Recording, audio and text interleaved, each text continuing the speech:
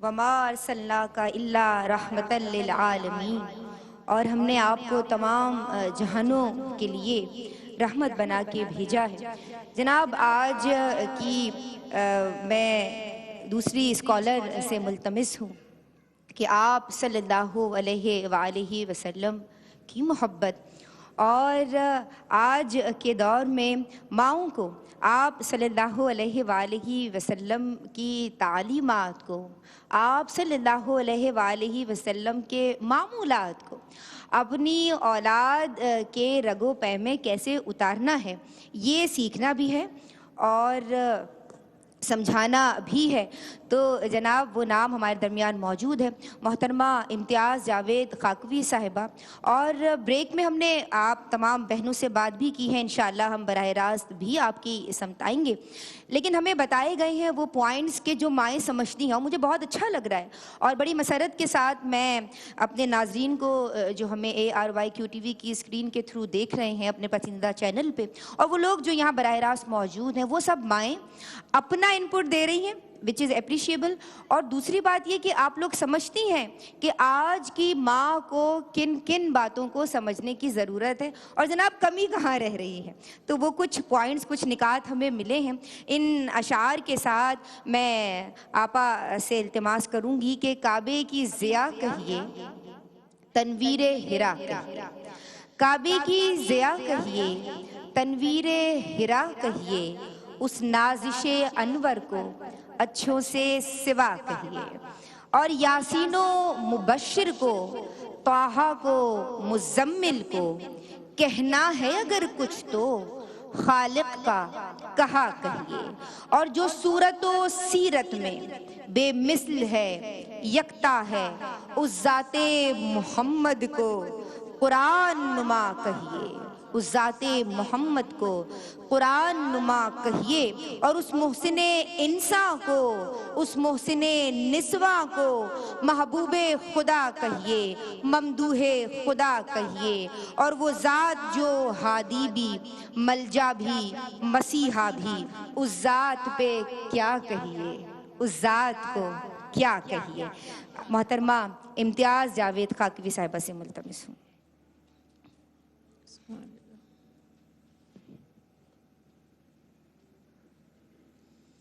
شکریہ ندا۔ نحمدہ ونصلی ونسلم علی سیدنا و مولانا محمد رسولہ النبی الامین المکین الحنین الکریم الرؤوف الرحیم، اما بعد فاعوذ باللہ من الشیطان الرجیم، بسم اللہ الرحمن الرحیم۔ یا ایھا الذین آمنوا قوا انفسکم واہلیکم نارا، آمنت باللہ صدق اللہ مولانا العظیم۔ مولایا صلی وسلم دائما ابدا علی حبیبک خیر الخلق کلہم۔ یہ خوبصورت عمل ذکر پاک کا، یہ تربیتی نشست، اس کے انعقاد پر میں اپنی ARYQ-TV کی تمام ٹیم کو مبارکباد پیش کرتی ہوں۔ اس مسجد، اس عیدگاہ کی انتظامیہ کا شکریہ ادا کرتی ہوں، اور ساتھ ہی آپ سب بہنوں کو ویلکم کرتی ہوں جو اس نشست میں اتنے کم وقت کے بلاوے پر شامل ہوئے۔ اللہ رب العزت آپ سب کا، ہم سب کا اس ذکر پاک میں شامل ہونا قبول و منظور فرمائے، ذکر کی برکات ہم سب کو عطا فرمائے۔ حمد و ثنا ہے اس اللہ کے لیے جس نے کائنات کے ذرے ذرے کو وجود بخشا۔ اس کائنات کے ذرے ذرے کو نہ صرف وجود بخشا بلکہ اسے حسن دیا، اسے بقا دی، اسے کمال تک لے کر گیا، اور اس کل جہاں کا تماشا دیکھنے والی اس آنکھ میں ہے تو اس کا اثر ہے۔ وہ دور ہو جائے تو نہ آنکھ نہ اثر، نہ زندگی نہ بسر۔ تیری عظمتوں سے ہوں بے خبر، یہ میری نظر کا قصور ہے۔ تیری عظمتوں سے ہوں بے خبر، یہ میری نظر کا قصور ہے۔ میرے رب بتا تجھے کہاں ملوں، مجھے تجھ سے ملنا ضرور ہے، مجھے تجھ سے ملنا ضرور ہے۔ درود و سلام کی بارشیں ہوں شمس الضحیٰ رحمت للعالمین نبی کریم صلی اللہ علیہ وآلہ وسلم پر، آپ کی آل پر، آپ کے اصحاب پر، آپ کے عشاق پر، آپ کے اولیاء پر ہر گھڑی ہر آن اللہ رب العزت کی رحمتیں اور برکتیں برستی رہیں۔ بہت خوبصورت ذکر پاک، ماشاءاللہ ڈاکٹر زنیرہ صاحبہ کی اتنی خوبصورت گفتگو اور میری بہنوں کا نعتیہ کلام میں اتنی خوبصورتی سے شامل ہونا، ماشاءاللہ ندا کی خوبصورت اشعار اور اس کلام کا انتخاب۔ میں آغاز اس بات سے کروں گی، میرا موضوع ہے آج کہ اولاد کی تربیت کیسے کی جائے، اور میرا مخاطب نہ صرف حاضرین محفل ہیں بلکہ ناظرین بھی ہیں جو سب ہمیں اس ARYQTV کی سکرین کے ذریعے دیکھ رہے ہیں۔ دیکھیں، میں نے دیکھا ہے دیہات میں خواتین ہوتی تھی، جب کوئی قیمتی چیز ملتی تھی تو پتہ ہے وہ کیا کرتی تھی؟ میں نے پریکٹیکلی اسے دیکھا ہے، اسے دوپٹے کے پلو میں باندھ لیا کرتی تھی۔ جب وہ جاتی تھی تو اس دوپٹے کے پلو میں اس روپے کو، اس ریزگاری کو ڈال کے اسے گرہ لگا کے اسے ہاتھوں میں رکھتی تھی کہ یہ کہیں کھو نہ جائے۔ میں کہتی ہوں آپ سب محبت سے آئے ہیں، اللہ پاک کی ذکر پاک کی برکات ہم سب کو عطا فرمائے۔ غور سے سنیے گا، کوئی ایک بات بھی آپ نے ان کی اس ریزگاری کو سنبھالنے کی طرح اپنے پلو میں باندھ لی، اللہ کی قسم وہ آپ کی زندگی کو بدل سکتی ہے، ہم سب کی زندگیوں کو بدل سکتی ہے۔ وہ ایک بات، وہ ایک جملہ جو اللہ اور اللہ کے رسول کی محبت کی سرشاری میں کیا جائے، سنا جائے، سمجھا جائے، عمل کیا جائے تو وہ ہماری زندگیوں کو بدلنے کی طاقت رکھتا ہے۔ اللہ رب العزت نے ہم عورتوں کو ماں سے پہلے ایک درجہ بیوی کا عطا کیا، اور بیوی اور زوجین کی محبت کو سورہ روم میں بیان کیا، لِتَسْكُنُوا إِلَيْهَا وَجَعَلَ بَيْنَكُمْ مَوَدَّةً وَرَحْمَةً۔ یہ تین سبب بتائے کہ تمہیں زوج کے اس رشتے میں کیوں ڈالا ہے، تاکہ تم سکون حاصل کرو، تاکہ تم مودت، محبت اور رحمت کا باعث بنو۔ اور قرآن مجید میں ایک جگہ ہنّا لباس لکم وانتم لباس لہنّا کہہ کر ایک دوسرے کا لباس قرار دیا اس زوجین کو۔ آج گھر ٹوٹ رہے ہیں، آج اولاد کی تربیت ہمارے لیے ایک چیلنج بن چکی ہے، اور وجہ کیا ہے کہ وہ جو پہلا رشتہ تھا کہ کسی بھی معاشرے، کسی بھی ملک، کسی بھی قوم کا سب سے چھوٹا یونٹ وہ خاندان ہے، وہ فیملی ہے جو نکاح کے ذریعے وجود میں آتی ہے۔ جب وہ فیملیز ٹوٹنے لگ جاتی ہیں تو اولاد کی تربیت تو بڑی دور رہ جاتی ہے۔ تو میری سب سے پہلی بات، نصیحت ان میاں بیوی کے لیے کہ خدا کے لیے اپنے آپ کو، اپنی ذمہ داریوں کو پہچانو۔ اللہ رب العزت نے تمہیں حکم دیا ہے کہ ایک دوسرے کا لباس بنو، تو اس کا مطلب یہ ہے کہ ایک دوسرے کی قدر کرو، ایک دوسرے کے عیبوں کو ڈھانپ لو، ایک دوسرے کی برائیوں کو چھپا لو، ایک دوسرے کے ہمدرد ہو جاؤ، غم گسار ہو جاؤ، غمی خوشی میں ایک ساتھ کھڑے ہو جاؤ، کیونکہ تمہیں بڑی اہم ذمہ داری کے لیے خود کو تیار کرنا ہے۔ اور وہ اہم ذمہ داری کیا ہے؟ اولاد کی تربیت، نسل نو کی تربیت، وہ نسل جو ہمارا مستقبل ہے، جو ملک کا مستقبل، جو خاندان کا مستقبل، قوم کا مستقبل ہے، جو کل کے معمار ہیں، انہیں ہم کیا دینے جا رہے ہیں؟ اگر ہم لڑائی جھگڑوں میں پڑے رہے، اگر ہم نے اللہ اور اللہ کے رسول کے احکامات کو فراموش کر دیا تو یاد رکھیں ہم بھی تباہی کا شکار ہوں گے اور ہمارا مستقبل بھی۔ میں نے ایک واقعہ پڑھا، ایک حدیث مبارکہ کہ شیخ عبدالحق محدث دہلوی رحمۃ اللہ علیہ فرماتے ہیں، ایک روایت میں آتا ہے کہ جب اللہ کی بارگاہ میں اعمال نامے پیش کیے جاتے ہیں تو اعمال نامے پیش کیے گئے، فرشتے لے کر آئے، ایک شخص نے بڑے نیک اعمال کیے، اعمال نامہ بھرا ہوا تھا، اللہ رب العزت نے فرمایا اسے ردی کی ٹوکری میں ڈال دو۔ فرشتے کہتے ہیں کہ مولا ہم گواہ ہیں، اس نے یہ نیک کام کیے، اس نے یہ اچھے عمل کیے، وہ محفلوں میں گیا، اس نے تسبیحات کی، اس نے ذکر اذکار کیے، اس نے سپیچز کی، اس نے بڑے اچھے کام کیے، تبھی ہم نے لکھا۔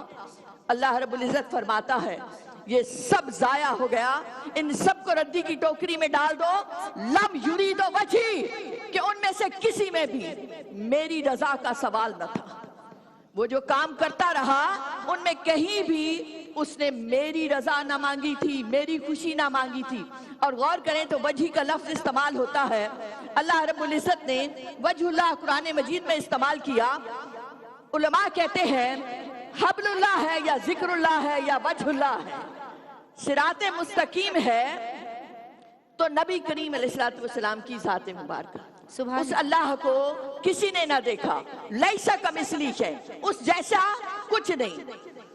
تو یہ جو رب نے فرمایا لم یرید وجہ، اس کا مطلب یہ ہے کہ انہیں نہ میری رضا چاہی، نہ میرے محبوب سے لگے، نہ میرے محبوب سے محبت کی، نہ ان کے مکھڑے کی خواہش کی، نہ ان کے دیدار کی آرزو کی، نہ ہی سجدہ ریز ہو کر مانگا کہ مولا حضور کا مکھڑا دکھا دے، مولا حضور کا دیدار عطا کر دے۔ ہم کیسے اولاد کی تربیت کر سکتے ہیں جب ہماری اپنی بنیادیں درست نہیں؟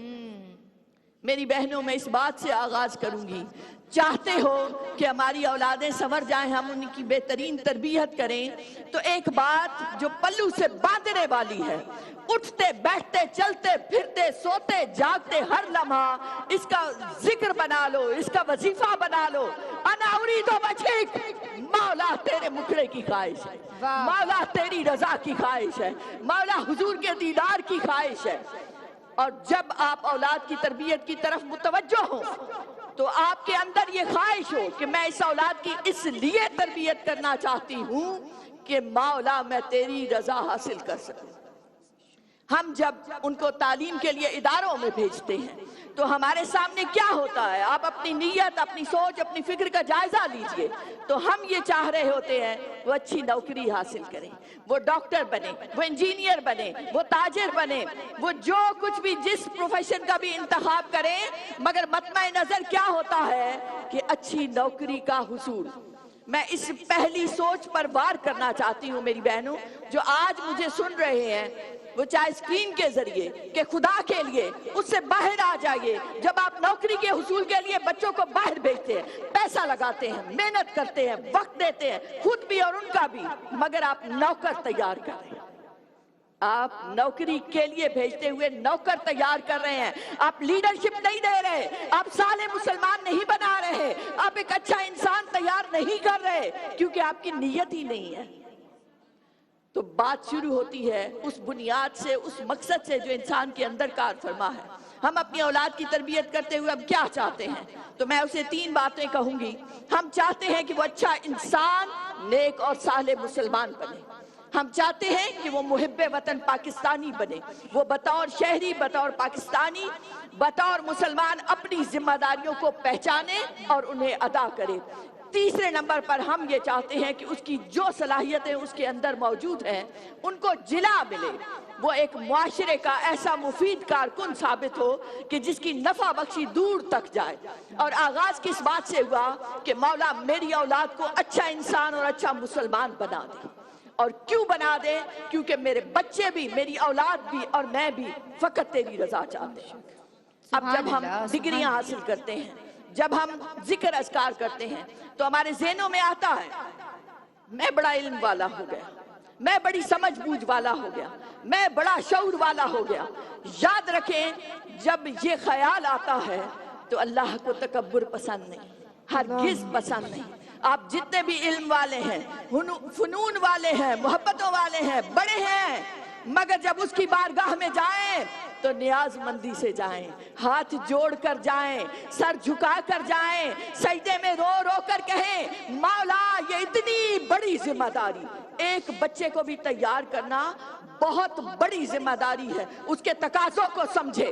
آج جو معاشرے میں گند اور سڑان نظر آ رہا ہے، بے حیائی نظر آتی ہے، نفرتیں نظر آتی ہے، لڑائی جھگڑے نظر آتے ہیں، بددیانتی نظر آتی ہے، جھوٹ نظر آتا ہے، اللہ کی قسم کون ذمہ دار ہے؟ ہم مائیں ذمہ دار ہیں، میں ذمہ دار ہوں، آپ ذمہ دار ہیں۔ اپنی ان ذمہ داریوں کو محسوس کریں کہ کیا ہم نے اسی طرح تنزلی کی زندگی گزارنی ہے؟ کیا ہم نے اپنی اولاد کو جہنم کا ایندھن بنانا ہے؟ اگر آپ سوچتے ہیں کہ ہماری دائمی زندگی سنور جائے، اگر آپ یہ خیال کرتے ہیں کہ ہمیں آج کچھ کرنے کی ضرورت ہے، تو یاد رکھیں ان ذمہ داری کو حوصلوں سے اٹھائیں، اور ان ذمہ داریوں کو سوچتے ہوئے میں انہیں 3 طرح سے ترتیب دیتی ہوں۔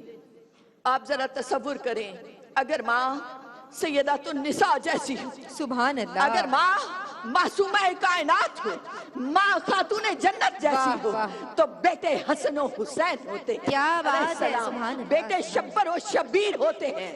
माँ फातिमा उम्मतुल खैर जैसी हो, तो बेटे अब्दुल कादिर जिलानी होते वाह, हैं। वाह, वाह, माँ सुभान बीबी कुलसुम खातून हो, तो बेटे फरीदगंज शक्कर होते हैं। क्या बात है। ये उम्महातुल औलिया, इनके अपनी एक शान है, जिन्होंने वो शाहकार दिए उस कौम को दिए। तो क्या हम नहीं चाहेंगे कि हमारे बच्चे भी खालिद बिन वलीद जैसे हों, तारिक बिन ज़ियाद जैसे हों, मोहम्मद बिन कासिम जैसे हों, अब्दुल कादिर जिलानी जैसे हों? तो फिर हमें अपने किरदार को देखना होगा, अपने उस आमाल को देखना होगा। याद रखें, बच्चे सुनते कम हैं, देखते ज्यादा हैं, और सबसे पहला रोल मॉडल उनके सामने आता ही उनके वालिदैन का है। तरबियत की बात आए तो सबसे पहले जरूरत है उनकी दीनी तरबियत की। जैसे मैंने कहा, जब मकसद ही ये हो जाए कि हमने अच्छा मुसलमान बनाना है, नेक और साले मुसलमान देने हैं इस मुआशरे को, अच्छे इंसान देने हैं, तो फिर जरूरत है कि उनके लिए दीनी तरबियत का खसूसी एहतमाम किया जाए। बच्चों की एजेस पर निगाह डाली जाए तो 3 साल का बच्चा बड़ी आसानी से बहुत कुछ याद कर सकता है, उसके पास अल्फाज का जखीरा होता है। बच्चा 3 साल का हो जाए, आपने तीसरी सालगिरह मनाई, अब आपकी जिम्मेदारी है कि उसे वजू सिखाएं, उसे नमाज सिखाएं, उसे दुआएं सिखाएं। तो पहला फरीजा आ गया कि बच्चा अभी कम सिन है, बहुत छोटा है, 3 साल का हो गया है, मगर अब हमारी जिम्मेदारी आ गई, वो बोलने लग गया है। अब हम उसकी दीनी तरबियत शुरू करें बाकायदा तौर पर। गो के माँ के पेट से सुनते हैं, वो समझते हैं उस बात को, लेकिन जब आपने उनकी तरबियत का अमल शुरू किया, मैं इसलिए एज के साथ कह रही हूँ, 5 साल का बच्चा हो गया, अब उसे नमाज आनी चाहिए, क्योंकि 7 साल के बच्चे को नमाज अदा करने का हुक्म है। बच्चा 7 साल का हो जाए तो वो इस काबिल हो कि नमाज अदा करे, 10 साल का हो जाए तो उस पर सख्ती करनी है। फिर साथ साथ उसे उन बच्चों को सीरत रसूल सल्लल्लाहु अलैहि वसल्लम के वाक़यात सुनाने हैं, आप अलैहिस्सलातु वस्सलाम की सीरत मुबारका सुनानी है, उन्हें बताना है, उनकी रगों में उतारना है कि नबी रहमत रसूल अकरम सल्लल्लाहु अलैहि वसल्लम बच्चों से किस कदर मोहब्बत करते थे, किस कदर प्यार करते थे। ये मोहब्बत आपकी गुफ्तार से, आपके अमल से, आपकी बातों से झलकनी चाहिए कि जब भी आका मौला रसूल अकरम सल्लल्लाहु अलैहि वसल्लम का नाम मुबारक आ जाए तो पैकरे अदब और पैकरे इज्जत बन जाएं, बच्चों को खबर हो जाए कि नाम किस हस्ती का लिया जा रहा है। दरूद पाक की कसरत रखते हुए जब उन्हें ये बावर कराया जाएगा कि ये वो हस्ती है जो जानुल आलमीन है, महबूबे खुदा है, इमामुल अंबिया है, तो आपने चंद बातों के जरिए उस बच्चे के अंदर, उसकी रगों में वो मोहब्बत उतार दी। फिर आप देखें तो बच्चे कहानियों को पसंद करते हैं। अल्लाह रब्बुल इज़्ज़त ने कुरान मजीद में अंबिया के वाक़यात बयान किए। आप सूरह काफ पढ़िए, सूरह यूसुफ पढ़िए, सूरह अंबिया पढ़िए, बहुत खूबसूरती से अल्लाह ने उन अंबिया के वाक़यात, उनकी जिंदगी को बयान किया है। तो अगर हम उनसे रहनुमाई लेना चाहें तो अपने बच्चों को उस तरफ मुतवज्जो कर सकते हैं। तो हमने बच्चों की तरबियत करनी है उन सच्चाइयों की बुनियाद पर, ताकि बच्चे के अंदर सिद्क़ व सफ़ा उतरे। इस दीनी तरबियत के साथ साथ उन्हें ज़रूरत है मुआशरती तरबियत की, और मुआशरती तरबियत करते हुए हमें 3 पहलुओं पर तवज्जो देनी है। एक पहलू आता है हुकूकुल इबाद का। सबसे पहले अल्लाह ने एक बच्चे को रिश्ते अता किए वालदैन के। अगर आप अपने वालदैन का एहतराम नहीं करते, अगर आप बुजुर्गों की इज्जत नहीं करते, तो याद रखिए आप बच्चे से तवक्को नहीं कर सकते कि वो आपकी इज्जत और एहतराम करेगा। तो हुकूकुल इबाद शुरू होते हैं उस घर की 4 दीवारी से, उस माँ की गोद से, कि माँ खुद कैसा तर्ज अमल रखती है, वो दोस्तों से कैसे पेश आना है, उसे असातिज़ा का कैसे एहतराम करना है, बुजुर्ग आए तो कैसे अदब से खड़े होकर उन्हें बैठने की जगह देनी है। ये हुकूकुल इबाद है। उसके बाद वो सीखता है, समझता है पड़ोसी के हुकूक क्या है, मेहमान के हुकूक क्या है, सिला रहमी क्या है, मगर आगाज उस घर की 4 दीवारी से होना है उन हकूकुल इबाद का। फिर उसे आदाब ज़िंदगी सिखानी है हमें। आदाब ज़िंदगी से क्या मुराद है? वो खाना खाने बैठे तो उसे बताना है आपने कि दाएं हाथ से खाना है, बिस्मिल्लाह पढ़कर शुरू करना है खाना, और खाना ख़त्म करते हुए उसे अल्हम्दुलिल्लाह कहना है। अब वक्त आ गया कि उसे दुआएं सिखाई जाए, उसे बताया जाए कि आदाब ज़िंदगी क्या है, सोने जागने के आदाब क्या हैं, खाने पीने के, चलने फिरने के क्या आदाब है। चाल हो तो ऐसी कि उसमें आजिज़ी हो, आँख हो तो ऐसी कि जिसमें हया हो, दिल हो तो ऐसा कि जिसमें खशियत इलाही हो। और जब ये पैकर आप तैयार कर रहे होंगे तो साथ ही साथ तीसरा पहलू उसके अंदर आता है, और वो आता है ज़ाब्ता अखलाक, अखलाकियात। आज हम मुआशरे पर निगाह डालें तो अखलाकी लिहाज से हम इन्हतात का शिकार हैं। मेरी बहन ने जिस ब्रेक में जिस तरफ निशानदेही भी की, रुबीना शिराजी साहिबा, अगर मैं नाम गलत नहीं ले रही, उन्होंने बताया कि मोबाइल के इस्तेमाल से किस कदर तबाही आ चुकी है। ये जो इखलाकी इन्हतात है और जिस बेहयाई का शिकार होता जा रहा है मुआशरा, कि वो कहते हैं ना, वज़ा में तुम हो नसारा तो तमद्दुन में हुनूद, ये मुसलमान हैं जिन्हें देखकर शर्माए यहूद। तो जब तक हम अपनी अखलाकी तनज़्ज़ुली से बाहर नहीं आते, और बाहर निकलने के मैंने उसूल बताए आपको, हुब्बे नबियोकुम, जब नबी करीम अलैहिस्सलातु वस्सलाम की मोहब्बत आती है तो बेहयाई निकल जाती है, शर्म और हया उस दिल के अंदर आता है, नूर बनकर आता है जो उसे बताता है कि सिराते मुस्तकीम क्या है, हक का रास्ता क्या है, सच्चाई का रास्ता क्या है। आज हम सब बात तो करते हैं कि मुआशरे में बददियानती है, हम कहते तो हैं कि झूठ बोला जा रहा है, हम कहते तो हैं कि भाई भाई का गला काट रहा है, मगर इन हालात को कौन बदलेगा? मेरी बहनों, माँ, हम सब बदलेंगे, मिलकर बदलेंगे। हम वो कहते हैं कि नहीं है इकबाल ना उम्मीद अपनी किश्ते वीरा से, जरा नम हो तो ये मट्टी बड़ी जरखेज है साकी। हम में से एक एक माँ ने भी अपना रोल अदा करना शुरू किया तो मुआशरे में तब्दीली आएगी। तो माशरती तरबियत करते हुए इन तीन चीज़ों का ख्याल रखना है कि उन्हें हकूकुल इबाद सिखाने हैं, उन्हें बताना है कि उनकी जिम्मेदारी क्या है, उनका फ़र्ज़ क्या है, उन्हें आदाब ज़िंदगी सिखाने हैं, उन्हें अखलाकियात सिखाने हैं, सखावत और फयाजी उनकी घुट्टी में डालनी है। और कैसे डालनी है कि जब आप उनका लंच बॉक्स तैयार करते हैं तो ज़रा एक्स्ट्रा डालिए, उसे बताइए कि आपने शेयरिंग करनी है। जब आप उसे पेंसिल और रबड़ दे रहे हो तो साथ उसे बताना है कि ये एक्स्ट्रा पेंसिल रख रही हूँ बेटा, किसी की ज़रूरत हो तो आपने देनी है। ये तरबियत माँ ने करनी है।